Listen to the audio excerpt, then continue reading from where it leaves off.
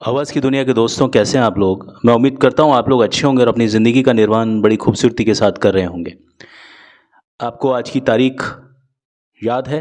आज है 1 नवंबर 2024 और बहुत ही लंबे समय से सभी सिनेमा जो प्रेमी हैं उनको एक इस तारीख का बहुत बेसब्री से इंतज़ार था, क्योंकि आज के दिन 2 फ़िल्में फ्लोर पर हैं और दोनों ही फ़िल्में बहुत बड़े बजट की फ़िल्में हैं और बहुत अच्छी उसमें स्टार कास्ट है।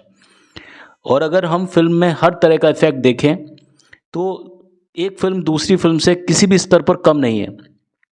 एक तरफ है भूल भुलैया पार्ट 3 और दूसरी तरफ है, मुझे बताने की ज़रूरत नहीं है, दूसरी तरफ है आपके सिंघम अगेन। और इन जो सीरीज़ है भूल भुलैया की का जो नाम है वो एक एक ब्रांडेड नेम हो गया। उसी तरह से सिंघम भी एक ब्रांडेड नेम है।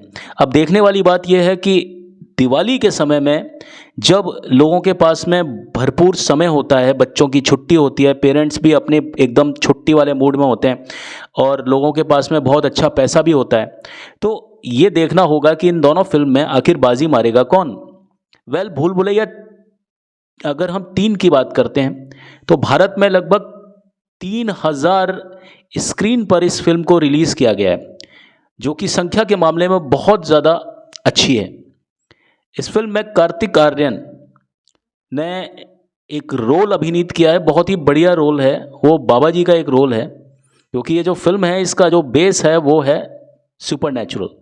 और आपको मालूम होगा कि शायद इस सब्जेक्ट से रिलेटेड कोई भी फ़िल्म जब आती है तो बहुत अच्छा करिश्मा करके दिखाती है। पहले इस तरह की फ़िल्मों का जो एक सब्जेक्ट था वो बहुत बी और सी क्लास माना जाता था, लेकिन आज आप देखिए, ये जो रामसे हॉरर ने जो इन चीज़ों को बढ़ावा दिया था अपने समय में, आज जो जो लाइमलाइट में जो निर्देशक हैं वो इस तरह की फ़िल्मों पर काम करते हैं।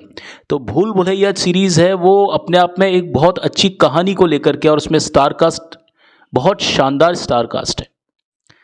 तो कार्तिक आर्यन की ये फ़िल्म से उम्मीद की जा रही है कि पहले दिन से ही ये बहुत ही शानदार कमाई करेगी। फ़िल्म भूल भुलैया 3 की रिलीज़ 1 नवंबर, जैसा कि मैंने आपको बताया, 2024 को मुकर्रर थी और ये ही एक बहुत ही ज़्यादा एक पाक और पावन मौका है और लोग बाग पूरी तरह से इसमें मूड में होते हैं और एक उमंग होती है इस समय में। तो इसकी जो एडवांस बुकिंग है वो पिछले रविवार को ही शुरू हो चुकी थी, और अगर हम एडवांस बुकिंग का रिकॉर्ड देखें तो इतना शानदार रिकॉर्ड रहा है कि हम क्या कहें। और इसमें जिसको बोलते हैं ना क्लैश, यानी 2 फ़िल्मों का इसमें आपस में बहुत ज़बरदस्त कंपटीशन है। मैंने आपको नाम बता ही दिया, दोनों फ़िल्में एक ही दिन फ्लोर पर आ रही हैं। और अगर मैं बात करता हूँ भूल भुलैया पार्ट 3 की, तो पहले ही दिन इसकी बम्पर ओपनिंग करने की एक मतलब अपेक्षा है इस फ़िल्म से, जो कि हमको जो ट्रेड पंडितों से मालूम चला है। फ़िल्म ने एक धमाकेदार एंट्री की एक गुंजाइश बनाई हुई है, क्योंकि ये फ़िल्म के बारे में लोगों का जो क्रेज़ था बहुत ज़्यादा था, और साथ ही साथ जो सिंघम अगेन का भी जो एक असर है वो दर्शकों के सिर पर चढ़ कर के बोलता है। और उसकी स्टार कास्ट भी शानदार है, क्योंकि फ़िल्म का नाम सिंघम है तो उसमें अजय देवगन का होना बहुत ज़रूरी है, साथ में है अक्षय कुमार और रणबीर सिंह और बहुत सारे कलाकार हैं उसमें। और ये जो आपस में फ़िल्म के टकराव के बावजूद भी, अगर मैं भूल भुलैया पार्ट 3 की बात करता हूँ तो इसने एडवांस बुकिंग में बहुत शानदार कारोबार किया है, और यह पहले दिन की मजबूत कमाई की उम्मीद बहुत अच्छे तरीके से कर पा रही है। अगर हम फ़िल्म की बात करते हैं तो इसे डायरेक्ट किया है अनीस बज़्मी ने, और अनीस बज़्मी के बारे में मुझे कुछ कहना, ये समझ लो कि सूरज को दिया दिखाने के बराबर है। इस फ़िल्म का जो जॉनर है, जो उसका सब्जेक्ट है, वो हॉरर कॉमेडी के नाम से है, और देश भर में करीब 9,900 के लगभग शोज़ दिए गए हैं।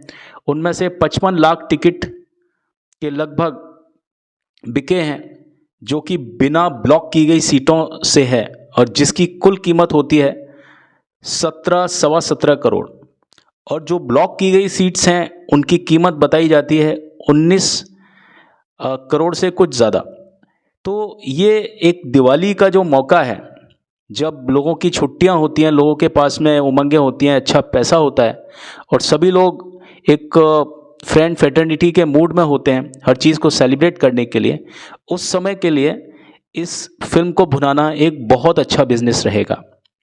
यह इस साल किसी भी हिंदी फिल्म के लिए बहुत ज़्यादा प्रीसेल नंबरों में से एक है, जो मैंने आपको अभी इसका एडवांस बुकिंग का जो एक मैंने आंकड़ा बताया। और भारत में लगभग 3000 स्क्रीन पर रिलीज़ हुई भूल भुलैया 3 को आज स्पॉट बुकिंग में काफ़ी ज़्यादा बढ़ावा मिला है। क्योंकि मैंने आपको फिर बता दूं कि दिवाली की छुट्टी के बाद में माहौल जो होता है ना, बड़ा ही गज़ब का माहौल हो जाता है। और ये समय जो होता है वो सिनेमा जो मालिक होते हैं, डिस्ट्रीब्यूटर्स होते हैं, सिनेमा बनाने वाले होते हैं, उनके ध्यान में ये समय बहुत ज़्यादा विशेष होता है। क्योंकि दिवाली के बाद का एक समय, और इस समय अक्षय कुमार की फिल्में लगती हैं, ये आपको मालूम होगा। तो अक्षय कुमार की फिल्म लगी है सिंघम, और ये भी सुनने में आता है कि ये जो फिल्म है आपकी कौन सी जिसके मैं बात कर रहा हूँ, भूल भुलैया, उसमें थोड़ा सा कहीं अक्षय कुमार का कट भी है। अब इतने करोड़ का जो फिल्म ओपनिंग कर ले, क्योंकि भूल भुलैया की जो ओपनिंग है करीब 30-35 करोड़ रुपए की हो सकती है, और ये जो है सिंघम अगेन जैसी एक बहुत बड़ी फिल्म के साथ क्लैश करने वाली फिल्म है। तो आपस में जो इनका क्लैश है, आपस में जो इन फिल्मों का जो टकराव है, वो भी बड़ा ही दिलचस्प होगा। तो जो फिल्म देखे या जो फिल्म ना देखे, जो इंसान सिर्फ बाहर से ही आकलन लगाएगा, उसके लिए भी ये माहौल बड़ा ही एक क्या कहूँ मैं आपको, घमासान वाला रहेगा। जैसे क्रिकेट मैच होता है, उस तरह से इन फिल्मों के बीच में घमासान होने वाला है। तो अगर हम सुबह के शो की बात करें तो अगर इसमें अच्छी समीक्षा मिलती है, हालांकि ये बताया जा रहा है इस फिल्म में भूल भुलैया 3 के बारे में कि इसका जो फर्स्ट हाफ है वो थोड़ा कमज़ोर है।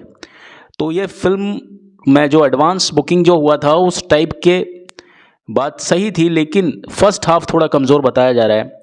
ये दर्शकों की ओपिनियन है, लेकिन कुछ कह नहीं सकते, क्योंकि बहुत सारी फिल्में होती हैं जो कि धीरे धीरे करके अपनी रफ्तार को पकड़ती हैं। लेकिन जहाँ तक बात इसकी एडवांस टिकट बुकिंग की है, इसने बम्पर कमाई की है अपने टाइम में।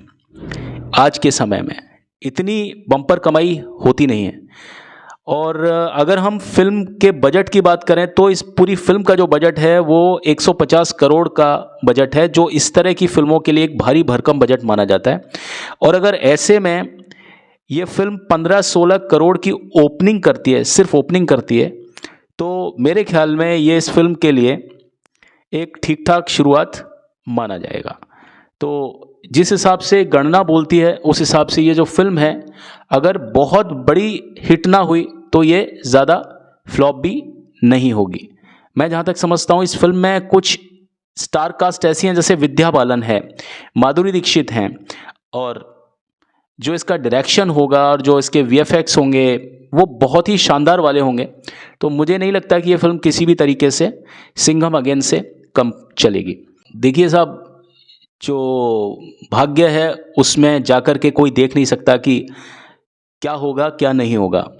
तो उस समय का मुझे भी इंतज़ार रहेगा और आपको भी रहेगा। आज की पेशकश में बस इतना ही। अगली पेशकश में आपके समक्ष एक बार फिर से हाजिर होऊंगा। तब तक के लिए मैं आपसे विदा लेता हूँ। Thank you and have a nice time. आप सब लोग खुश रहें, आबाद रहें, मस्त रहें।